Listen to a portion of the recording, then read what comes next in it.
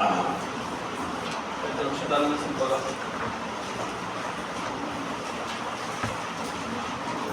पहिले रक्तपिळ क्लासला पण आपण heart complaint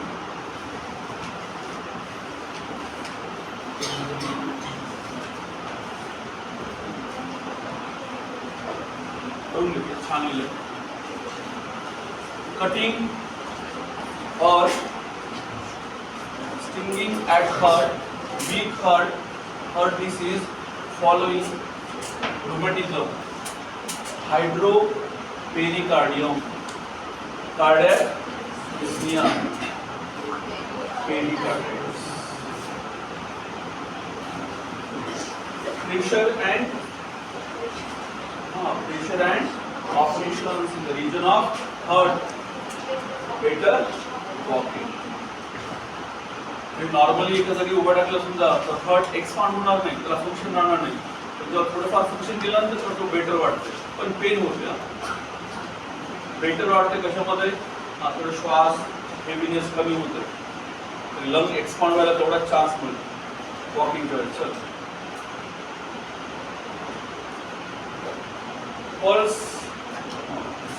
steady and impulsive. Pericarditis मध्ये लंग्स कार्डियक आउटपुट एवढं कमी होऊन जाते की तुम्ही जर हात ठेवला तुम्हाला लागत नाही लवकर. इतके डीम डल तर कार्डियक आउटपुट झालेलं असेल ना, कमी झालेलं असते.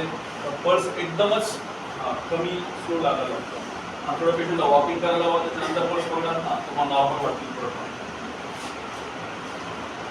पुन्हा पूर्ण पार्ट जो आहे कॉल्चिकमचा आहे. कॉल्चिकम 100% पेरिकार्डिटिस मध्ये येतातच पेशंट. हे रुमेटिझम असा आहे या दिवसामध्येच आहे. सध्या तुम्ही डिस्क्रिप्शनमध्ये बघत असाल तर कॉल्चिकम बघा, मायनर चेस्ट पेन जरी असेल आणि त्यांना रुमॅटिक प्रॉब्लेम आणि सीझन रेनी असेल, 100% माइंडसेट सगळं मॅच होते. तर त्यांना सगळ्यात महत्त्वाचं सिम्पटम आहे मिसलीड ऑफ अदर्स. एकच सिम्पटम इथं मिसलीड ऑफ ऑदर्सचा अर्थ खूप छान होतो. मी परत एकदा थर्डच्या माइंडकडे आपलं दररोज चालू आहे. असं कधी वाटतं की लोकांना की हे मिसलीड आहे आणि कोणत्या लोकांबद्दल असं वाटायला पाहिजे. म्हणूनच लिव्हर सगळ्या मेडिसिनच्या रिलेशनमध्ये ना हे शब्द काय येतात नेहमी काय रिलेशन असते, कशा भावना ते तयार व्हायला पाहिजे, या सगळ्याच गोष्टी आहेत. आणि एक्स्ट्रीमिटीजमध्ये आलं परत एकदा नेल्स फिंगर है ना, सगळ्यात गोष्टी आल्या. Pin and needles in the hands, wrist, finger, nose. परत एकदा पुढे कंटिन्यू केलं. Can not bear to have it touch. Tingling in the finger, nails, finger joint distorted. जेव्हा नेल्स रिलेशन सांगतोय हार्टच्या रिलेशनमध्ये पाच बघायचा, थोडासा स्वतःला स्ट्रॉंग बनवायचा. चलो oedematous swelling and coldness of feets and legs, ही पण थोडीच प्रॉब्लेम. चेलोडोनियम कॉल्चिकम सगळ्यात टॉप 3 मध्ये, सोबत ब्रायोनिया. काय सांगितली ब्रायोनियाबद्दल माहिती. आणि तिसरी मेडिसिन जी आहे फक्त सेन्सेशन वरूनच देता येईल. म्हणजे तुम्ही त्याला PSA मध्ये सुद्धा शक्यतो थेरपॅटिक्स मध्ये विचारते, पण गाऊन क्वेश्चन आला वूपिंग कफ. आपल्या मॅटर्निटीमध्ये वूपिंग कफला भरपूर सारे मेडिसिन आहे. त्याची टॉप लक्षात आहे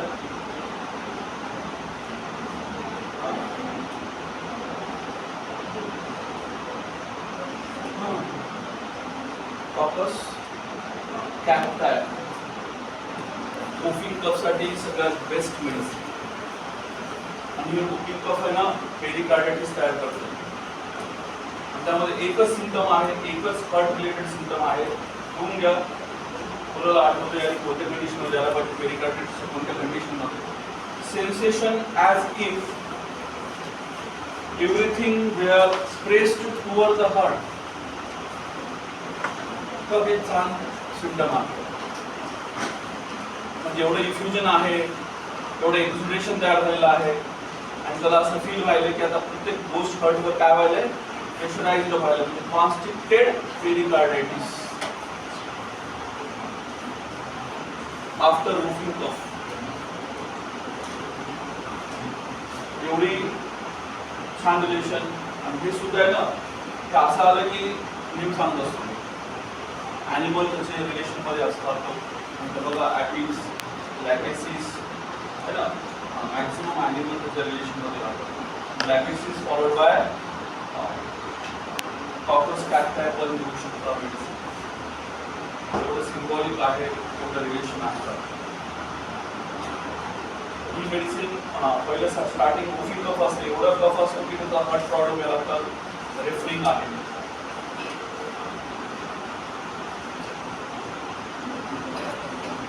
आता मग वाचली तर मेडिसिन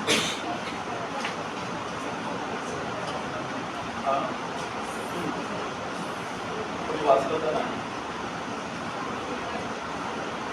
चांगलंच वाचून काढा. तिन्ही कंडिशन बघून घ्या. It affect the mucous membrane of throat, respiratory आणि कॉम्प्लिकेशन जे आहे ते सगळं हार्टच्या रिलेशनमध्ये आहे. थ्रोट, रेस्पिरेशन आणि जुनॅट युरिनरी ऑर्गन, आणि हे ऑर्गन इन्व्हॉल्व झालं की त्याचं लास्ट ऑर्गन हार्टच आहे.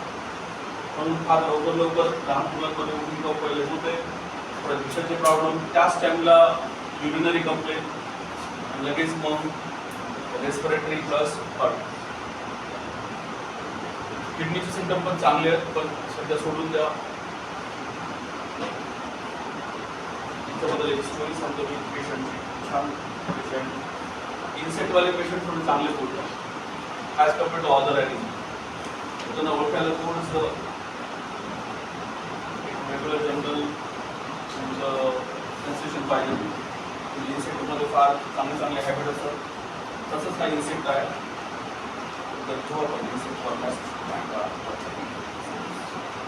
तुम्हाला 3 मेडिसिन पेरिकार्डायटिससाठी कोणत्या सांगितल्या? ट्रायोनियम, कॉल्शिकम आणि पुढे एक्झाममध्ये लिहू शकता. चांगलं लिहा. हुशार सांगायची गरज नाही.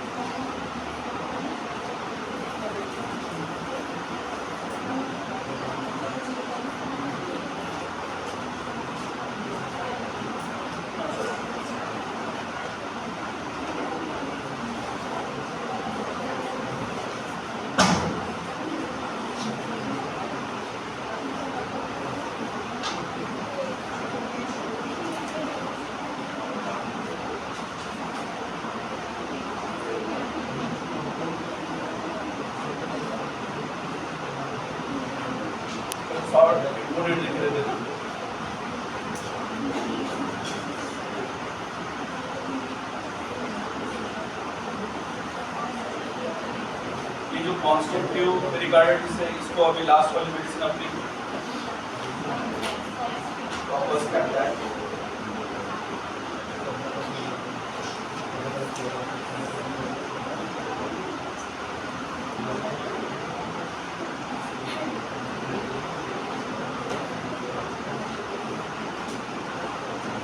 Complication, no, cardiac tamponade, compression of heart caused by blood or fluid accumulation in the space between the myocardium and pericardium. इसी कंडीशन को बोलने का है cardiac tamponade. इससे क्या हो जाएगा देखो, prevent the ventricles from expanding fully, so they cannot adequate fill or pump blood, decrease cardiac output and sign of chronic heart causes. Pericarditis caused by bacterial or viral infection, heart surgery, dissecting aortic aneurysm, wound to the heart, end stage lung cancer, acute MI, other potential cause में heart tumour, kidney failure, recent heart attack, recent open heart surgery, recent invasive heart procedure, radiation therapy to the chest and SLE। ये एक ऐसी condition है ना, ये तो अभी बहुत ज़्यादा आने वाली है आपके पास कि कुछ भी बॉडी में ऑपरेट हो गया उसके बाद पेरिकार्डिटिस हो रहा, तो मेडिसिन राइट।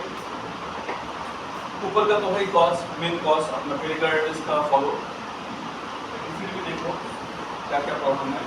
ये कंप्रेशन है, कुछ फ्लूइड दिख रहा ब्लू कलर में राइट, वो और हार्ट के बीच में एकदम बाउंड्री आ जाएंगे।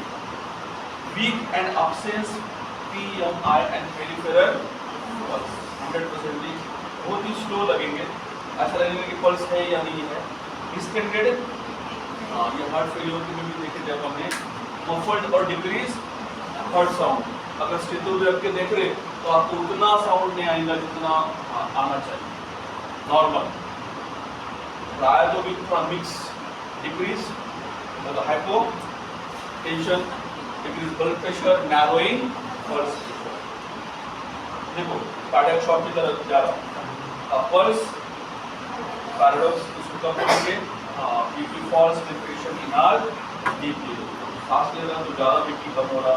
Anxiety, restlessness, tachycardia, difficulty in breathing, increase RR, respiratory rate बढ़ जाएंगे एंड पाल्पिटेशन। देखो कंडीशन क्या। इसके बाद फिर फेंटनिंग, लाइट फेंटनेस, पैलर और साइनस। अब देखो बहुत बार केस ऐसा है, कल भी एक केस आया था,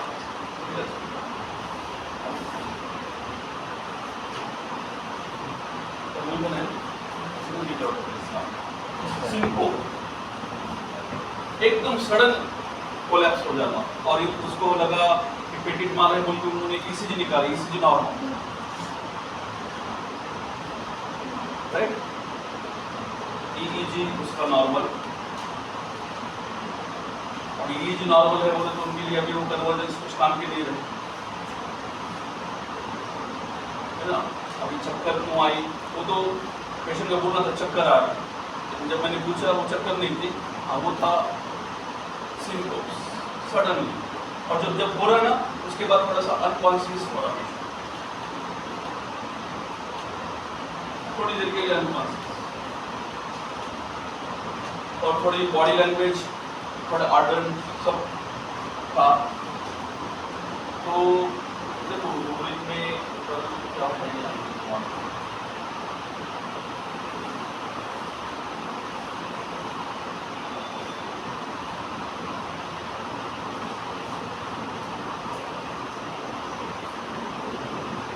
देखो सिंकोप अनकॉन्शियस डालने के बाद आपके पास कितनी मेडिसिन है, उसको मैंने 2 मेडिसिन का दे दिया था। एक था पॉपुलसिटी का, तो मैं हमेशा बोलता हूँ, और दूसरी मेडिसिन उसके लिए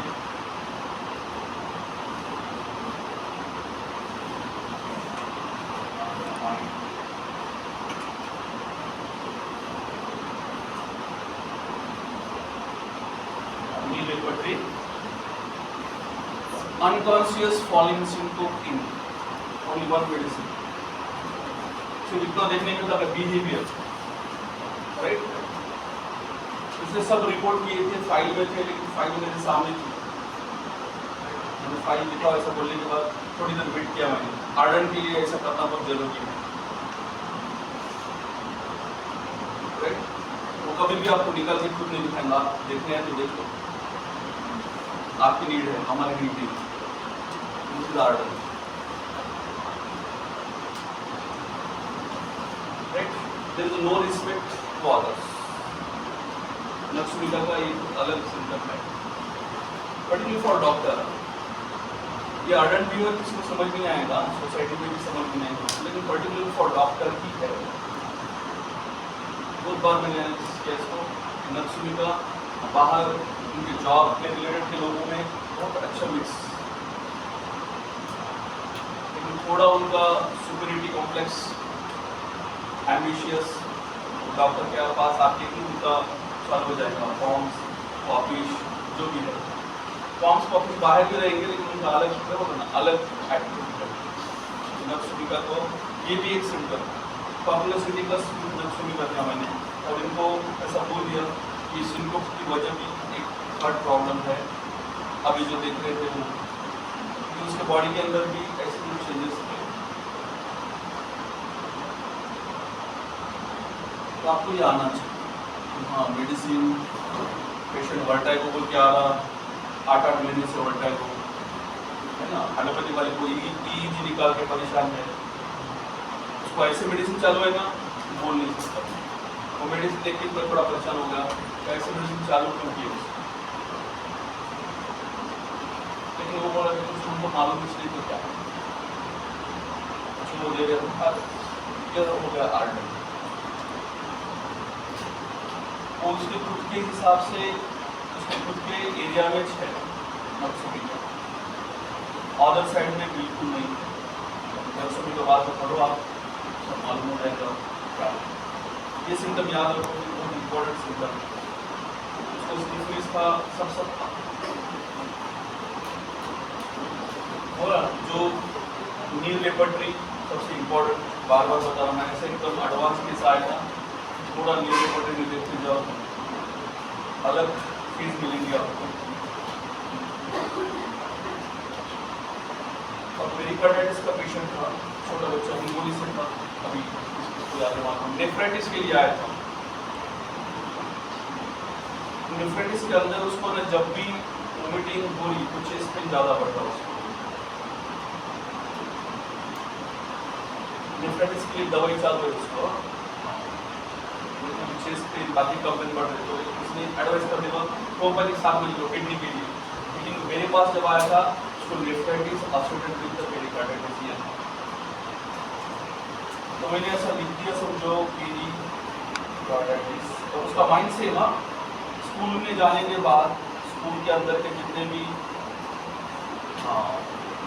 इन्वॉल्वमेंट है उसको मैच नहीं हो रहा, क्योंकि नया स्कूल है, नांदेड़ से हिंगोली शिफ्ट हुए, और वहाँ पे स्कूल में गए तो स्कूल में बच्चों का बिहेवियर अलग है, लैंग्वेज सबकी अलग अलग, और ये एडजस्ट नहीं हो रहा। दिस नीड ऑफ अदर्स, देखो बच्चों के अंदर इसका पहला यूटीआई के साथ इमीडिएटली नेफ्राइटिस, और नेफ्राइटिस कम बैक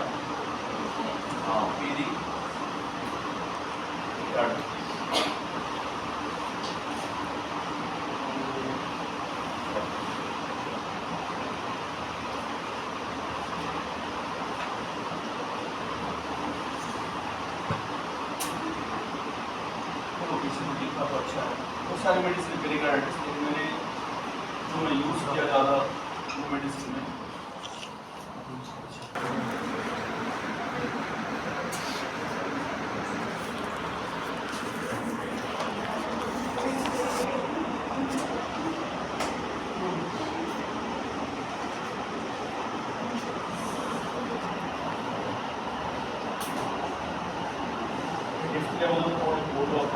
स्पाइसिलिया आहे, स्पाइसिलिया एक्टिवेट झालं,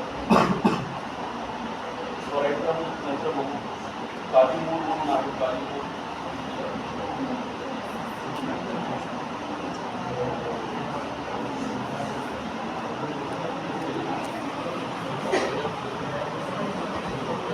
पेरिकार्डाइटिस इन्फ्लामेशन स्टेज सेकंड, काली मूळला पण आहे ना, पॅन कार्डाइटिस मध्ये बघू, तिन्ही लेयर इन्व्हॉल्वमेंट झाले।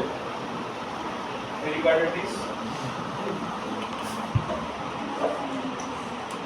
तिन्ही लेयर हर्टचे, तर आपण काय म्हणू पॅन कार्डाइटिस, त्यावेळेस काली मूळचा रिलेशन आहे, तेव्हा मग बॉल केला बरं।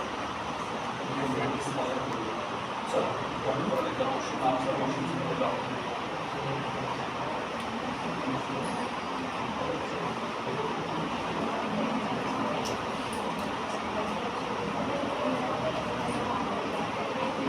चांगलं लक्ष ठेवा, हे मिस होते जीपी कडून म्हणून सांगतो साहेब। Particular last symptom syncopes, fainting, light headed, pallor and cyanosis.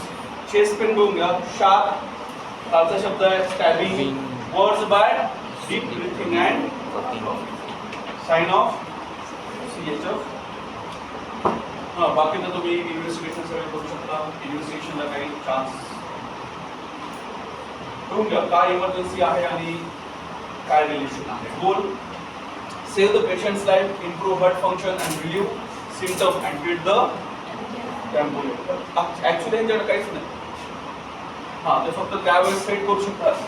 काय करून? सेंटेसिस करून, to drain the fluid around the heart और बाय कटिंग और removing part of the pericardium, that is pericardectomy और पेरिकार्डियल विंडो. बस तो विंडो सुद्धा काही कामाचा नाही. नंतर IV fluid to maintain normal blood pressure, dopamine माहिती तुम्हाला कशासाठी दिला जातो? BP थोडा मेंटेन ठेवण्यासाठी, आणि oxygen therapy decrease heart flow, direct oxygen सेलला भेटेल यासाठी. पण ओव्हरऑल बघितलं तर पेशंट एकदम सिरियस कंडिशनमध्ये जातो. आणि पल्स लागत नसतील तर मग तर कार्डिओजेनिक शॉक आणि इमर्जन्सी राहते. 24 आवर्समध्ये डेथ पण होऊ शकते. असा हा कॉम्प्लिकेशन आहे. म्हणजे ह्या कॉम्प्लिकेशनमध्ये जाण्याच्या अगोदर तुम्ही ओळखू शकता. रिकरंट सिंकोप येत असेल म्हणजे दिवसातून 2-3 वेळेस पटकन त्याला आधी कुणी को सांगायचं, त्याच्यामध्ये बघून घ्यायचं काय प्रॉब्लेम आहे. हिस्टॉरिकल पेशंटचा सिंकोप वेगळा असतो, कार्डियकमधला सिंकोप वेगळा असतो आणि ब्रेनचा वेगळा असतो. ब्रेनमध्ये त्यांना टीव्हीने जाणवतं. पेशंट थोडं कॉन्शियस पण राहतात, पण हार्टमध्ये अनकॉन्शियस असतात. म्हणून थोडंसं एक हिट पॉईंट दिला मी, चांगला वाचा. नंतर मायोकार्डायटिस छोटं सोपं येतं, थोडं फास्ट फूड येतं. Inflammation, this is of the myocardium that causes infiltration or injury to the myocardial tissue. Causes मध्ये viral, bacterial, parasite, right? आणि सगळे कुठून येऊ शकतात? ऑल ओव्हर बॉडी ना, कुठल्याही दिशेने ते येऊ शकतात. कुठेही इंजुरी होऊ द्या, कुठेही बॅक्टेरियल इन्फेक्शन होऊ द्या. म्हणजे टॉन्सिलायटिस झालं तरी मायोकार्डायटिस होऊ शकतो. दाताचा प्रॉब्लेम झाला तरी मायोकार्डायटिस होऊ शकतो. लंग्समध्ये निमोनिया झाला तरी मायोकार्डायटिस होऊ शकतो. नेफ्रायटिस झाला तरी होऊ शकतो. पॅन्क्रियाटायटिस झाला तरी होऊ शकतो. कोलेसिस्टायटिस झाला तरी होऊ शकतो. अपेंडिसायटिस झाला तरी होऊ शकतो. ऑल ओव्हर एकदा सांगतोय कारण का तुम्ही त्याला इझी घेता. पेशंटचं माइंड हे तुम्हाला ओळखण्यासाठी म्हणून इतकं सांगतोय. कुठलेही इन्फ्लामेशन असू द्या, ते ॲक्यूट झाले, त्याला ट्रीटमेंट पटकन भेटली किंवा क्रॉनिक आहे, मग त्या क्रॉनिकचा इफेक्ट कुठे पडू शकतो? हे सिम्पटम आले की ह्यालाच हायर पकडायचा. हेच इंडिकेशन आहे त्या अपेंडिसायटिसला क्युअर करण्यासाठी. मग ब्रायोनेसारखी मेडिसिन सारखं सांगते की abdominal pain with chest pain, right, renal pain with post, म्हणजे आपण म्हणतो त्याला ऑक्सिपिटल पेन. त्याच्यामध्ये सिम्पटम की लेफ्ट साईडला एकदम सिव्हिअर पेन होत आहे आणि लगेच ते पेशंट रेफर होते कुठं? ऑक्सिपिटमध्ये. पण त्याला पाल्पिटेशन आला तर ऑक्सिपिटमध्ये ॲब्डोमिनल पेनमुळे. एखाद्या मेडिसिनचं नाव इतक्या वेळेस वाचलं असेल, नाव सांगायचं असं वाटलं की डोकं आपण घ्यायला पाहिजे. त्याच्यानंतर मग एक आर्निका घ्यायला पाहिजे. बरेबरीच करू किती जणांनी वाचलं? पण हे मी सांगतो तेव्हा कळालं तर बरेबरीच बद्दल बोलतोय नाही कळणार. आपण तेवढं एकदा मॅच करू शकत नाही त्याला. ही मेडिसिन जर वाचता नाही ना, तुम्ही एकदा मेडिसिन सपोर्ट ठेवला की लगेच म्हणायचं की व्हॉट इज इमर्जन्सी. या मेडिसिनची इमर्जन्सी कुठे आहे लगेच तुम्हाला कळून जाईल की पेन. पेन कुठं असायला पाहिजे, कुठं रेफर व्हायला. ज्या पेन किलर आहेत ना ते तशाच वाचायच्या. त्या इमर्जन्सी कुठल्या पेनसाठी आहे बघा. ICU काढायला वेळ लागत नाही, हॉस्पिटल काढायला वेळ लागत नाही. अशा मेडिसिन पाठ असेल तर काय म्हणून एक मी सांगतो, विलियमचं वाचायला कोणतं वाचायचं आठवतं ना? कोणतरी आहे आता तुम्ही थेरपॅटिक्स वाचता. 2-3 थेरपॅटिक्ससाठी सांगतो. मी जेव्हा डॉक्टर निकम सर करतो ना तुझ्या हातातच घेऊन फिरतो. जेवढे असतात तर 80 केसेस ॲडमिट राहायचं ना, आम्हाला दररोजच्या 12-13 केसेस ॲनालिसिस करून सुद्धा दुसऱ्या मधला जायला दुसरा दिवस होत आहे. एकाच केस म्हणजे 2-2 तास लागायचे. केस का आलं तर पटकन जाऊन परत अर्धा कप चहा. कारण जेवढं पुसपुस करत होती काढली मेडिसिन, त्याला 4 ठिकाणी शोधलं, कन्फर्म केलं. तुम्ही आता जर आपण हाच पाडतो बघा, म्हणजे जस्ट तुम्हाला सवय लागलो म्हणजे का तुम्ही हे नंतर करून बघत नाही आणि करून दाखवल्यावर सुद्धा त्याला काही फॉलोअप नसतो. त्यामुळं माझं कर्तव्य म्हणून तुम्हाला सांगायचं होतं. कोणती मेडिसिन बनवता बघितलं पालसमध्ये ना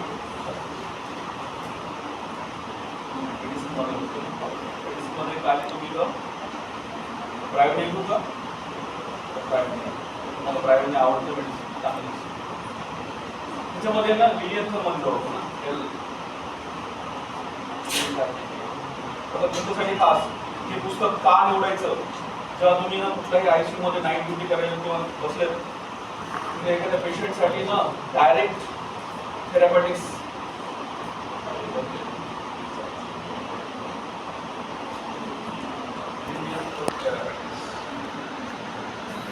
ब्रायोनेच्या रिलेटेड मध्ये खूप सारे आहेत. म्हणजे अस्थमा, कॅटल वगैरे ब्रॅकेटमध्ये कॉन्स्टिपेशन सगळं आपण आहे ना थर्ड मध्ये येऊ.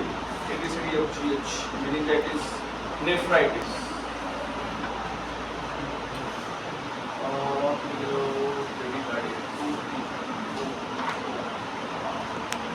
आलं का पेरिकार्डिटिस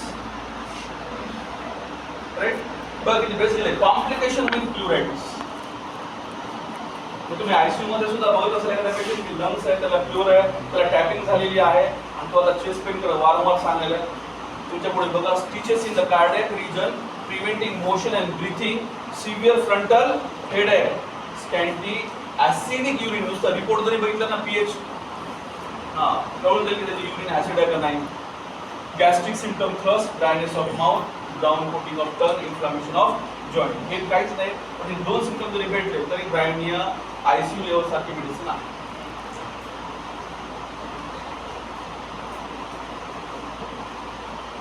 राईट. त्याच्याच खाली तोच कॉम्प्लिकेशन मध्ये पल्मोनल दिले. काय दिलं बघा किती चांगलं सिम्पटम आहे. कधी वॉमिटिंग होते ब्रायोनियाची. Impossibility to expand chest when attempting to breathe deeply. Refuse night and morning, sweat, cough, excited, nausea and vomiting.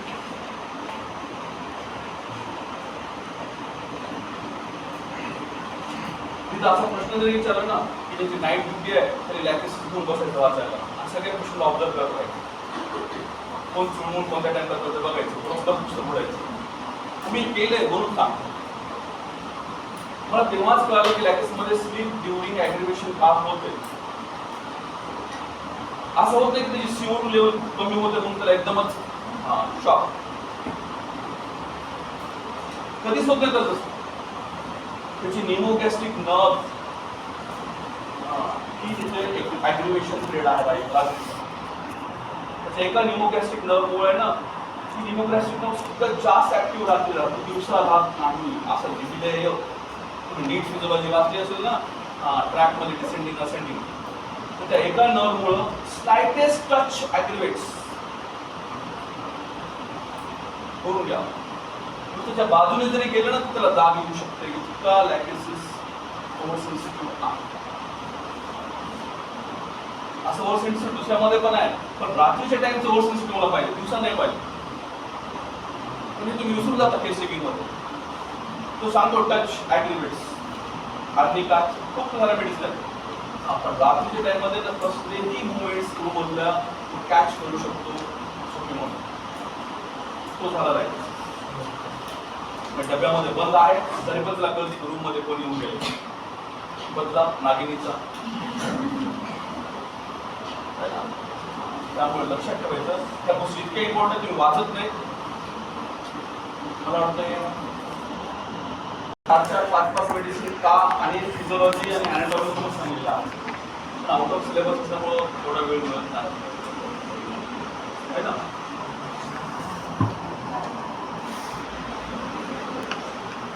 हॅरिंग्टन materia Medica.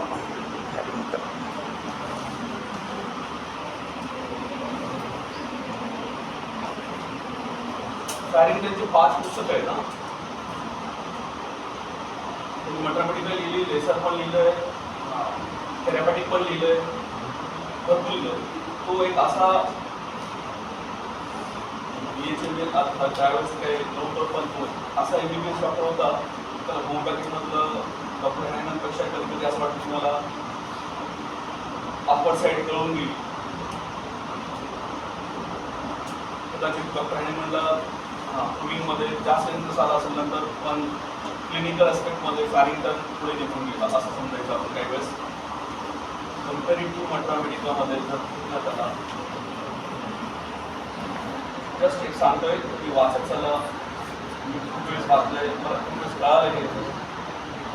तुम्ही अजून कुठं आहे तर तुम्हाला कधी दाखवते की उडी मारायची आणि पडायचा. पॅरासिटमॉल कधीही देऊ शकता, नो डाऊट. बरोबर ना? पॅरासिटमॉल कधीही देऊ शकता. आहे का पहिल्याच पार्टमध्ये स्लीपसाठी दिलेलं आहे छान सिस्टम. सेन्सिटिव्हिटी नेक पाशी कशी एक्सप्लेन केली तो पण.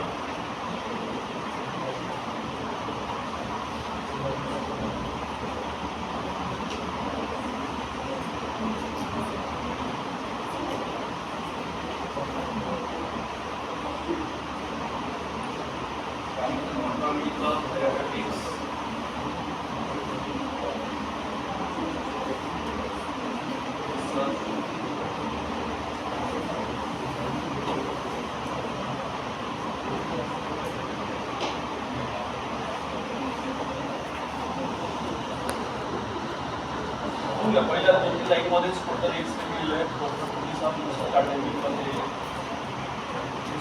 बघा निमोगॅस्ट्रिक नर्व असं लिहिलेलं आहे. ठीक आहे. Another peculiarity of the lachesis arising probably from its action on the pneumogastric nerve is its influence on sleep. This is a universal symptom that the patient is worse from sleep and he sleep into an agitation. म्हणजे दिवसा असं होत असेल ना, patient दिवसा झोपतो आणि एकदम त्याला जाग येते आणि वॉमिटिंग होते, ipecac is the medicine. And same symptom lachesis मध्ये ॲट नाईट. एवढा फरक आहे. दोघांमध्ये असा आहे की इमिडिएटली आफ्टर स्लीप वॉमिट करतात, पण कधी कोण डिफरेन्शिएट करून सांगणार आहे? आम्ही रुब्रिक घेऊ, असं बरोबर रुब्रिक घेऊ, करेक्ट रुब्रिक घेऊ आम्ही. As soon as you walk vomit. पण डिफरेन्शिएट कोण करतात? ते 4 मेडिसिन आहेत, इपिकॅक, लॅकेसिस, बोविस्टा वगैरे काहीतरी आहे, सगळ्याच मेडिसिन आहेत. कसं कळणार की डेचे आहे नाईटचे? जोपर्यंत तुम्ही रेफरन्स बुक आपलं वाचणार ना, प्रॅक्टिकल त्याला का नाही ठेवलं थेरीमध्ये? तर कारणच आहे. तरी क्लिनिकलमध्ये प्रूव्हिंग होऊन लिहिलेले सिम्पटम्स आहेत. बघून घ्या किती चांगलं लिहिलेले सगळ्या गोष्टी.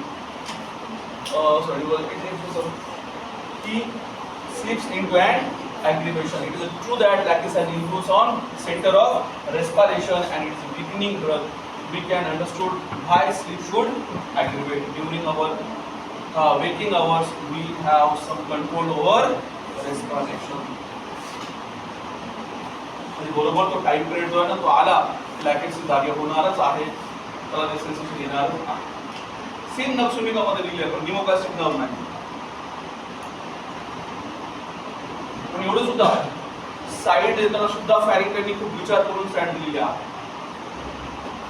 फॅरिंग्टनचं असं म्हणणं आहे की लेफ्ट साइडेड मेडिसिन ज्या आहेत त्या इम्युनिटी वीक मेडिसिन आहेत. एवढं काही लिहून ठेवलेलं आहे. त्यांना ॲटोइम्युनिटी लवकर होऊ शकतात. तुम्हाला काय पाहिजे तुम्ही वाचायला? तुम्हाला 20 वर्ष प्रॅक्टिस केल्यानंतर असं कळालं की अरे लेफ्ट साइडेड आपण जेवढे पेशंट घेतो ॲटोइम्युन आहेत, चला आपण एक पुस्तक काढायला पाहिजे, असं होऊ नये. आजकाल जास्त होतंय, आम्हालाच कळत कळाले. हे का सांगतो त्याचा अर्थ आहे. खूप छान छान पुस्तकं आहेत, वाचून काढा. उगाच टाइमपास करू नका. आज गप्पे मारून दिवस गेला म्हणजे मैत्रिणीच बिमार पडले तर तुम्ही फोन पण करणार नाही त्याची गॅरंटी आहे मला. बरोबर. उगाच मेडिसिन विचारली तर आपल्याला कुठे असा प्रश्न पडेल. फोन करणार न मागता करा मागता कारण पण सांगा. त्यांच्या नावाची गोष्ट आहे की नाही. चलो कंटिन्यू. लास्ट पॉइंट डिस्टेंडेड खूप काही आहे सांगण्यासारखं. हार्टमध्ये सगळं मोकळं तोंड आपलं हार्ट. मायोकार्डिटिस संपला आपला.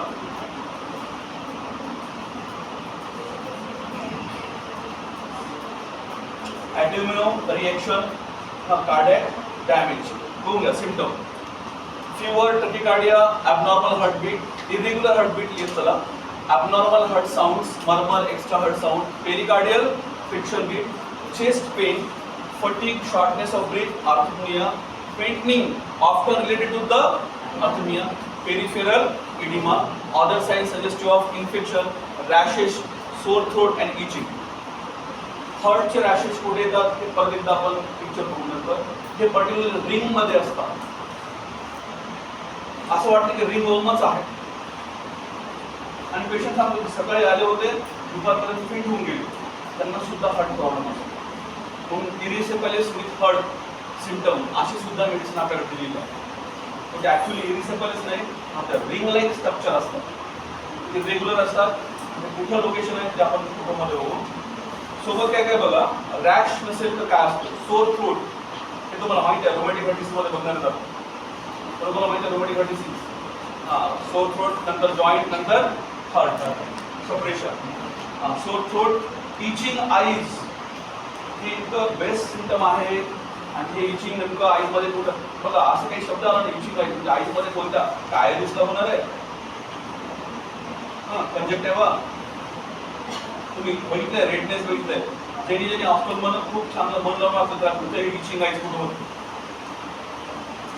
सर तास झालो, सर्टिफिकेट आलं, काहीच ऑप्शन घ्यायचं नाही. ठीक आहे, ओके. सॉलन जॉईंट, नुसते गुडघे सुजलेले आले तरी त्याचं हार्ट चेक करायचं.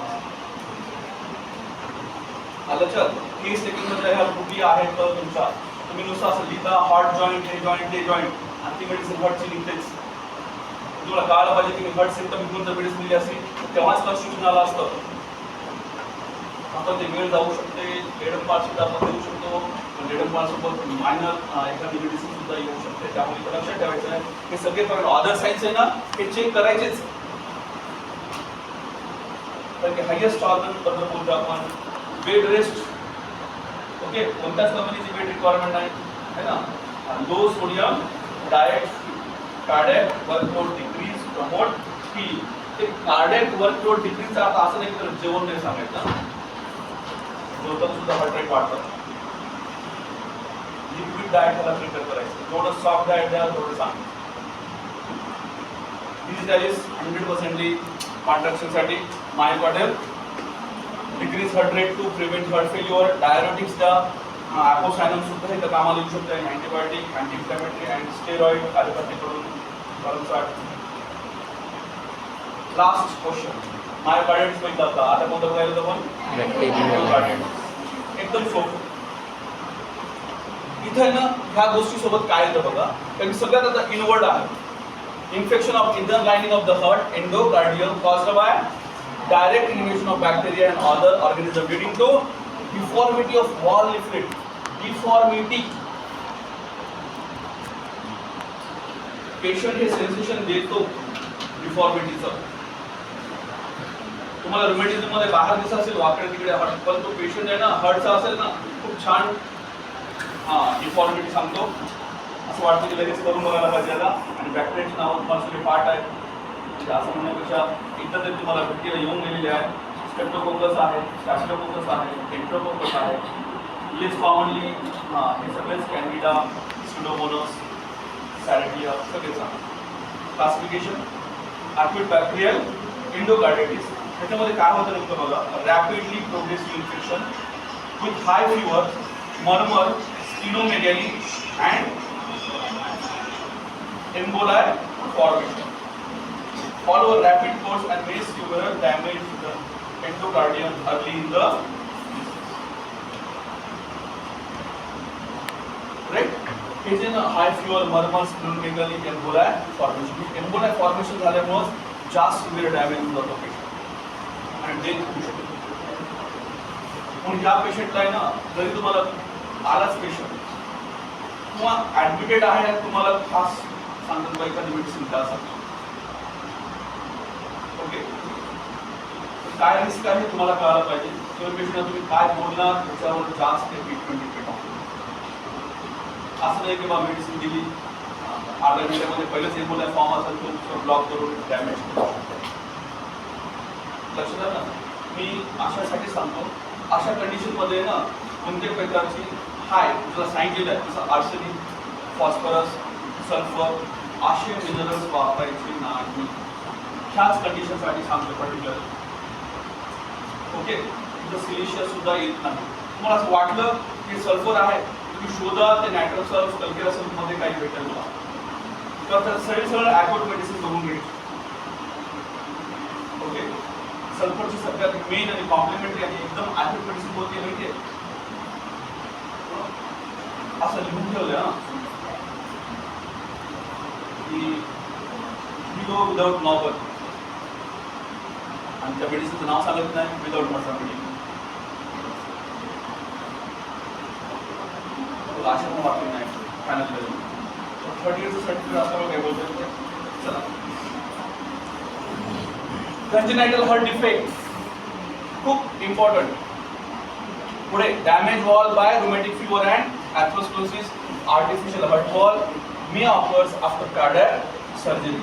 बऱ्याच जणांना कार्डियक सर्जरी झाल्यानंतर पेरिकार्डिटिस वगैरे फार होतात, पण फार लवकर होऊन एकदम एखाद्या वेळेस चेस्ट पेन झालं संपलं, डायरेक्ट एंडोकार्डिटिस झाल्यावरच कळतं त्यांना.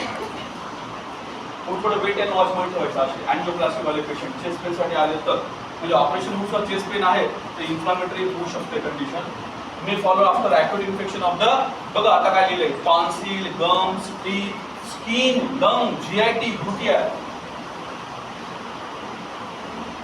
म्हणजे एखादा हर्ट कडे येण्यासाठी एवढे मार्ग आहेत, आणि त्यामध्ये तर हे तर मी तर म्हणतो ना सगळ्यात जास्त लहान मुलांमध्ये कॉमन. म्हणजे एखाद्या लहान मुलामध्ये 3ऱ्या, 4थ्या, 5व्या वर्षापासून सारखं रिकरंट टॉन्सिलायटिस, रिकरंट टीथ डिके वगैरे असे प्रॉब्लेम आहेत, आणि त्या मुलांना हर्ट प्रॉब्लेम 18व्या 19 वर्षी यायलाच पाहिजे. ते सेपरेशन करतातच ॲलोपॅथीकडे जाऊन. ज्यांचे लहानपणी टॉन्सिलायटिसचं ऑपरेशन झालेलं आहे आणि त्यांनी स्वतः हृदय थोडं सांभाळायचं, चांगली प्रॅक्टिस करायची हृदयासोबत, जास्त पळणं नको, जास्त धावणं नको, उगाच अमेरिकेचा बॉम्बेचा दौरा नको, तिथे जास्त पाळायला लागते आपल्याला, आपलं हट काम करणं नाही तिकडे जाऊन. आधीच प्रिकॉशन घ्यायचं. काय होतं असं की आमचं इकडे मी एकदम चांगलं होतं, तिकडे गेल्यानंतर तुमची धावपळ आणि तुमचा पहिल्याचं ऑपरेशन आणि त्याच्यानंतर झालेला हट प्रॉब्लेम. तुम्ही असं विचार करू शकता कोण काय म्हणून ॲलोपॅथी वाले काय करतात त्याला असं विचार करू शकता. ते बिलकुल नाही, त्यांना माइंड नावाचा फॅक्टर नाही. तुम्ही सराउंडिंगचा विचार करू शकता. तुम्ही बघा हे भावनिक नाही, हे कोणतं आहे? इंटेलेक्च्युअल. तुम्ही विचार करताय सराउंडिंगचा, आणि पहिला सायन्स आहे की असा विचार करणं. आणि आम्ही चुकून आलेले विद्यार्थी आहेत, त्यामुळे माफ करा. Thank you. Immuno, patient and drug, परत एकदा ऍडिक्शन आलं. ओके, म्हणजे ह्या गोष्टी बघितलं तुम्ही केस टेकिंगमध्ये काय मिस करू शकता. अर्ली पेशंट आला तुमच्याकडे पहिल्या 10-20 वर्षामध्ये, त्याला हे प्रॉब्लेम असेल तर फ्युचरमध्ये काय होऊ नये आणि फ्युचरमध्ये ती मेडिसिन कुठपर्यंत जाऊ शकते ह्याचा विचार करणं. मिडल एजमध्ये आलाय तो कुठेतरी लहानपणी हिस्ट्री देतो की मला खूप वेळेस टॉन्सिलायटिस झालेला आहे, मला खूप वेळेस अपसेस झालेला आहे, खूप वेळेस युटीआय बसलेला आहे, तर त्याची हार्ट कंडिशन आज काय हे बघणं. आणि ओल्ड एजमध्ये तर तुम्हाला A to Z सगळंच पकडायचं आहे.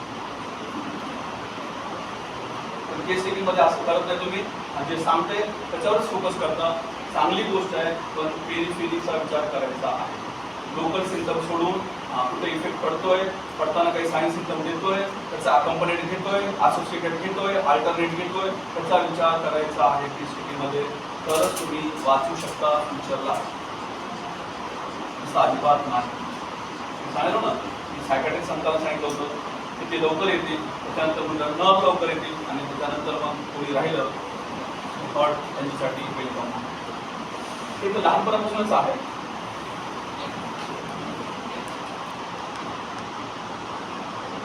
एकदा फास्ट चक्कर मारून घ्या. Organism travel the blood stream, कुठे असू द्या, टॉन्सिलायटिस असू द्या, अब्सेस असू द्या, पायाला लागलेला मार, फ्रॅक्चर, काहीही असू द्या इंजुरी, कुठे जाईल? Attach to the endocardial lining of the normal heart and area of the defect वॉल्वर अँड फ्रॉम व्हेजिटेशन्स त्या ठिकाणी जमा होऊन जातील. Clump of bacteria, fibrin, dead bodies, platelet जमा होऊन जातील. Growth of the vegetation heart वॉलवर जास्त ग्रोथ होऊन जाईल, थिक होऊन जाईल, डिफॉर्म होऊन जाईल, स्टिफ होऊन जाईल and perforate the wall, lifted dysfunction of the heart wall, त्याचा रिझल्ट मग आणि सगळ्या शेवटी obstructed blood flow to the organ, म्हणजे याचा हार्ट फेल्युअर कडे येऊन जाईल, कार्डियक आउटपुट कमी होऊन जाईल, है ना. सगळे kidney, coronary artery, skin, lungs and brain किती सोर्सेस आहेत हे सांगतोय, विचार करा. सगळे दवाखाने काढायचं तर एकच सिम्पटम महत्वाचा आहे. फीवर, चिल, नाईट स्वेट, पुन्हा आतापर्यंत आपण हार्टमध्ये वाचलेलं पहिल्यांदाच आलेलं असेल. मेडिसिन फार कमी आहे. पर्स्पायरेशन असं खूप वेळ बघितला.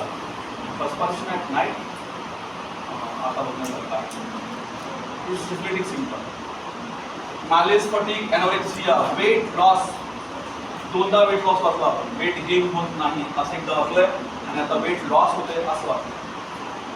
एक तर लहानपणापासून वेटच गेन होत नाही असा हार्ट डिसीज, आणि जे असलेलं वेट आहे ते लॉस करायला आहे असा एक हार्ट डिसीज. मसल एक, जॉईंट पेन, मर्मर, ट्रॅकिकार्डिया, ॲडव्हान्स. बघून घ्या, हा शब्द नीट ऐका. पेरिकार्डिटिस मध्ये तेवढे स्किन प्रॉब्लेम येत नाही, मायोकार्डिटिस मध्ये येतात, रिंग लाईक राहतात, पण एंडोकार्डिटिस झाल्यानंतर त्याला आहे ना स्मेल, मधमाशी चावते ना तसे पिटिंगचे एक बघायला मिळतात, एकदम चावल्यासारखं असं वाटतं की डास चावलेले आहेत काही पूर्ण अंगाने. वॅस्कुलायटिस हा प्रकार बघायला मिळतो. काय बघायला मिळतो? पर्टिक्युलरली पायावर आणि हातावरच. लक्षात आपण नंतर फोटो बघूचे. Small pinpoint haemorrhage in the conjunctiva, eyes मध्ये, mucus membrane, neck and ankle रिजनच्या आजूबाजूला. Split, small dark line under the, हे पण इम्पॉर्टंट सिम्पटम आहे. ज्यांना असं वाटतं ना नेल आणि हार्टचा काही संबंध नाही ना, तरी सोडून द्यायचं. आणि जे कोणी असं म्हणतील ना अजिबात इम्पॉर्टंट नसतंय, त्यांना तर बरोबर फॉलो करायचं. का? जेव्हा ते खड्ड्यात पडतील तेव्हा हात तरी पकडता आलं पाहिजे आपण. अचानक सोडायचंच नाही. तुम्ही बरोबर आहे, तर चलत राहा आणि पाठीशीच आहे, थोडं दिलं नाही तुम्हाला. मगच कशाला पाहिजे? तुम्ही चुकीचे आयडेंटिटी झालं, आम्ही येत नाही.